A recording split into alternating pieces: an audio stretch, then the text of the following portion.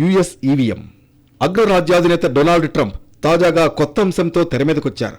Postal voting విధానం పూర్తి లోపభూయిష్టంగా తయారైందని, పోస్టల్ ఓటింగ్ కారణంగా భారీ స్థాయిలో మోసం జరుగుతుందని ట్రంప్ వ్యాఖ్యానించారు.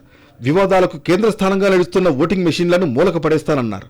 2026 మధ్యంతర ఎన్నికల్లోపే మెయిల్ ఇన్ బ్యాలెట్ ఓటింగ్ మెషిన్లకు చరమగీతం పాడుతూ త్వరలోనే ఎగ్జిక్యూటివ్ ఆర్డర్ మీద సంతకం చేస్తానంటూ ట్రంప్ కుండబద్దలు కొట్టారు. అత్యంత అనువైన, భద్రమైన, సులభతరమైన బ్యాలెట్ పేపర్తో పోలిస్తే ఓటింగ్ మెషిన్ అనేది 10 రెట్లు ఎక్కువ వ్యయంతో కూడిన వ్యవహారం. బ్యాలెట్ పేపర్తో చాలా వేగంగా ఎన్నికలు నిర్వహించవచ్చు. ఎలాంటి అనుమానాలకు తావుండదు. ఎవరు గెలిచారో ఎవరు ఓడారో ఇట్టే తెలిసిపోతుందని ట్రంప్ అన్నారు. అలాగే మెయిల్ ఇన్ ఓటింగ్ ను అనుసరిస్తున్న ఏకైక దేశం అమెరికా అని గుర్తు చేశారు. భారీ స్థాయిలో ఓట్ల అవకతవకలు వెలుగు చూడడంతో దాదాపు అన్ని దేశాలు ఈవీఎంలకు మంగళం పాడాయి.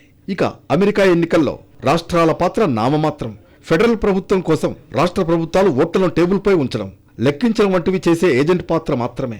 అమెరికా అధ్యక్షుడి ఆదేశానుసారం ఫెడరల్ ప్రభుత్వం సూచించే సూచనలను రాష్ట్రాలు తూచా తప్పకుండా పాటించాలంటున్నారు ట్రంప్. మెయిల్ ఇన్ బ్యాలెట్ ఓటింగ్తో ఎన్నికలు ఎప్పటికీ విశ్వసనీయంగా జరగబోవని ట్రంప్ గట్టిగా విశ్వసిస్తున్నారు. ఈ విషయం ప్రతి ఒక్కరికి, ముఖ్యంగా డెమోక్రాట్లకు బాగా తెలుసని అన్నారు.